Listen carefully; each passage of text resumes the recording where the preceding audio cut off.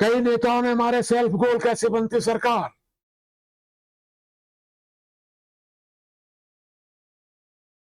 मित्रों नमस्कार, मैं प्रमोद ब्रह्म भट्ट आपका हमारे नवोत्थान यूट्यूब चैनल पर स्वागत करता हूं। आज हम प्रदेश में कांग्रेस की हार को लेकर क्या कुछ कहा जा रहा है या क्या कुछ कहा गया है उस पर चर्चा करेंगे।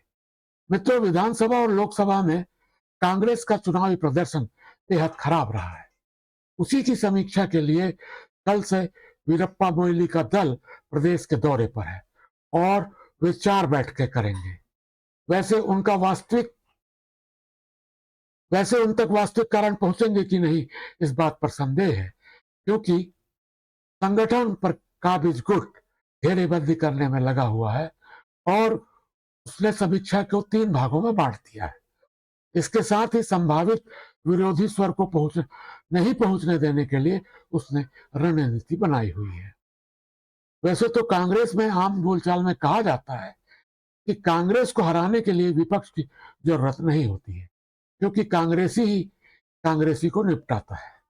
विधानसभा चुनाव में अपनी हार से क्षुब्ध कांग्रेसी वर्ग के पूर्व मंत्री का बयान भी कम मौजूद नहीं रहा है। विधानसभा चुनाव में एक साथ कई बड़े नेताओं ने सेल्फ गोल मारे। कहीं आप फूल को जिताओ कहोगे और कहीं आप हाथ को जिताओ कहोगे, तो ऐसे में थोड़े बनेगा। फिर जनता ने सभी तरफ फूल खिला दिया। वैसे ही एक और हारे विधायक ने कहा कि हमने तो 70 पार का नारा दिया था, कांग्रेस तो सरकार बना रही थी, जबकि भाजपा अपने विधायक जिता रही थी। हमारी सरकार बनी नहीं, वे विधायक जिताकर सरकार बना लिए। चुनाव के समय में कौन विरुद्ध काम कर रहा है और कौन साथ दे रहा है, इस बात की सूचना मिल सकती है, लेकिन साक्ष्य नहीं जुटाए जा सकते हैं। शक्ति क्षेत्र में इस बात की चर्चा है कि विधानसभा चुनाव के दौरान रायपुर से एक कांग्रेस के प्रभावशाली नेता पहुंचे थे और सर्किट हाउस में बैठकर कांग्रेसी प्रत्याशी को हराने के लिए फंडिंग की है। इस बात की भी समीक्षा होनी चाहिए कि इस बात में कितनी सच्चाई है। कांग्रेस के तुष्टीकरण से पीड़ित साहू समाज ने गांव में गांव गांव में बैठकर बैठक की और रणनीति बनाई। इसके साथ ही थोक में भाजपा को वोट दिया। इस पर भी चर्चा होनी जरूरी है। चलिए बात लोकसभा की करते हैं। इस बार कांग्रेस ने पैसे वालों को टिकट देने की रणनीति बनाई थी। इसी के तहत बड़े लोग यानी विधानसभा चुनाव में अपने भ्रष्टाचार के कारण नकार दिए गए और हारे हुए लोगों को टिकट दी गई। इतना ही नहीं, उन्हें दूसरे लोकसभा से उतारा गया। नतीजा यह हुआ कि जनता में संदेश चला गया कि कांग्रेस का चरित्र ही भ्रष्टाचारी है। ये प्रत्याशी भ्रष्टाचार का पैसा दिखाने आए हैं, इसलिए भी कांग्रेस की बुरी तरह हार हुई। मुख्यमंत्री अपनी साख बचाने के लिए 5 कांग्रेसी विधानसभा वाले राजनांदगांव लोकसभा सीट में पहुंचे और वहां भी हारे। आर्थिक अपराध, सट्टे में संलिप्तता का आरोप झेल रहे देवेंद्र यादव को बिलासपुर से कांग्रेसियों की उपेक्षा कर टिकट दी गई, वे भी बुरी तरह हारे।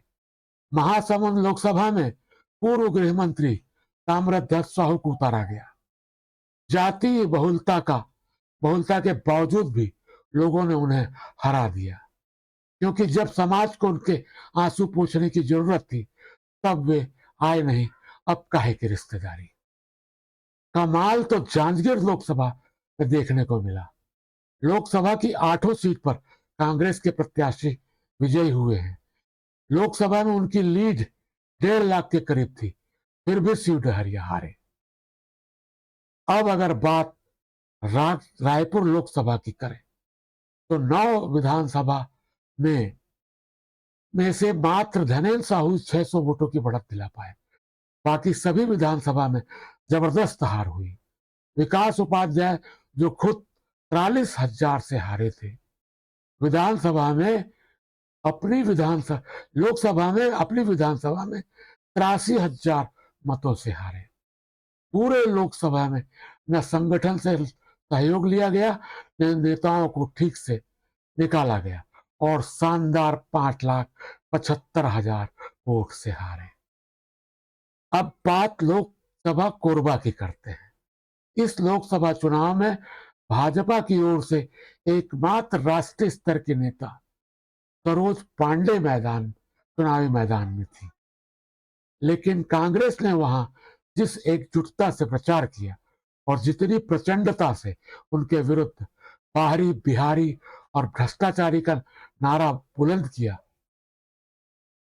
उसका परिणाम था कि कांग्रेस को एकमात्र सफलता मिली। इस एकमात्र सीट में कांग्रेस ने सोशल मीडिया के माध्यम से जनता तक अपनी बात पहुंचाने के लिए योजनाबद्ध तरीके से प्रचार किया। इस सीट पर मोदी के मैजिक की जगह चरणदास महंत की सौम्यता जीत गई। अब सवाल उठता है कि जब आप साइकिल छाप जनता के बीच से गरीब नेता केयूर भूषण जैसों को टिकट दिया करते थे, तब कांग्रेस जीतती थी। आज धन बल के साथ आप चुनाव हार रहे हैं। बात जब समीक्षा की हो रही है तो कांग्रेस पता लगा पाएगी कि नहीं कि आखिर छत्तीसगढ़ में कांग्रेस को किसकी नजर लगी थी। तो कहीं खुद कांग्रेसियों की नजर तो नहीं लगी थी। इस अंक में बस इतना ही। मिलते हैं दूसरे अंक में। नमस्कार।